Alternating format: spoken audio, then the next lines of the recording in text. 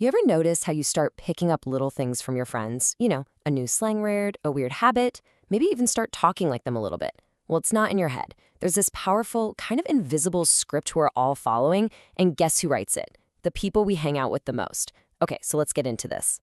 It really all boils down to one super basic human question. Why do we care so much about fitting in?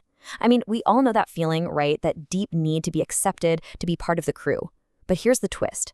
This isn't about being popular. It's about survival.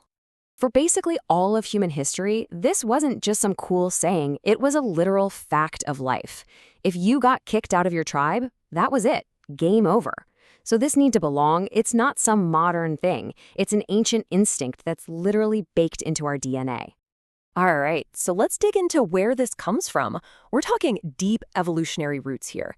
This desire to fit in has shaped, well, pretty much everything about us, and a lot of the time, we don't even realize it's happening. The way this all works is there's something called social norms. Think of them like an invisible rulebook for how to act. We don't really choose our first habits, do we? Nah, we just copy them from our family, our town, our culture. These rules guide us every single day, and most of the time, we're completely on autopilot. And hey, it's not all just about avoiding danger. Even Charles Darwin pointed out that working together is our species' superpower. The groups that were best at collaborating were the ones that made it, and they passed that deep social instinct down to every single one of us. Okay, so if we're all just natural-born copycats, who exactly are we copying? Well, it turns out our behavior is most influenced by three kinds of tribes that we all belong to in some way. So here they are. First, you've got the close. That's your inner circle, your friends, your family. Then there's the many. That's the crowd, what the masses are doing. And finally, you've got the powerful. These are the people with status, the ones we look up to. Now, all three of these are huge influencers, for sure. But researchers have found that one group has a crazy, outsized impact on our day-to-day habits. And yep, it's the close, the people you actually see, talk to, and live your life with. To put it as plainly as possible, your friends' habits are literally contagious. Just being around them means you're going to soak up their behaviors like a sponge. It's kind of wild when you think about it. And this isn't just a hunch. We've got the data to prove it. There was this massive study that followed 12,000 people for 32 years, and what they found was stunning. If your close friend became obese, your own chances of becoming obese skyrocketed by 57%. 57! That's a perfect, if kind of scary example of this invisible force at work. But wait, it's not all bad. This is a double-edged sword, and it can absolutely work for good habits, too. Check out this story about astronaut Mike Massimino.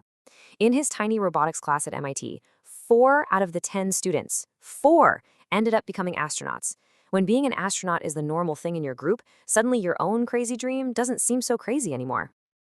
So, this brings us to the big so what. If our friends have this much power over us, how can we actually use that to our advantage?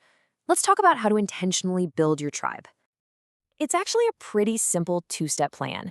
First, you just go join a group where the habit you want is already the normal, everyday thing to do. And second, and this part is key, you make sure you already have something else in common with them. That shared interest is the glue that makes the new habit feel like it belongs to you. Here's a perfect real-world example. There's this company called Nerd Fitness. They help people get healthy by connecting them through stuff they already love, like video games, Star Wars, you name it. Suddenly, getting fit isn't some chore. It's something that people like us do. It becomes part of the fun. And this all points to the real secret sauce here, the most powerful idea of all.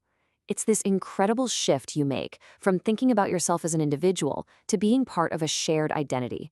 It's all about the power of we.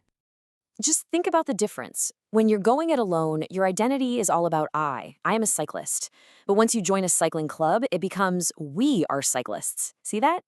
It completely transforms this lonely personal quest into a shared journey.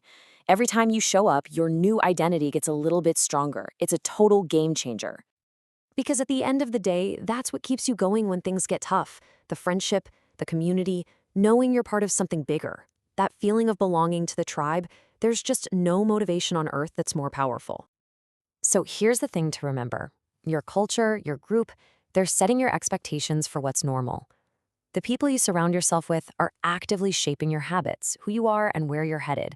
So the question isn't just about what you want to achieve, it's about who you're choosing to become with.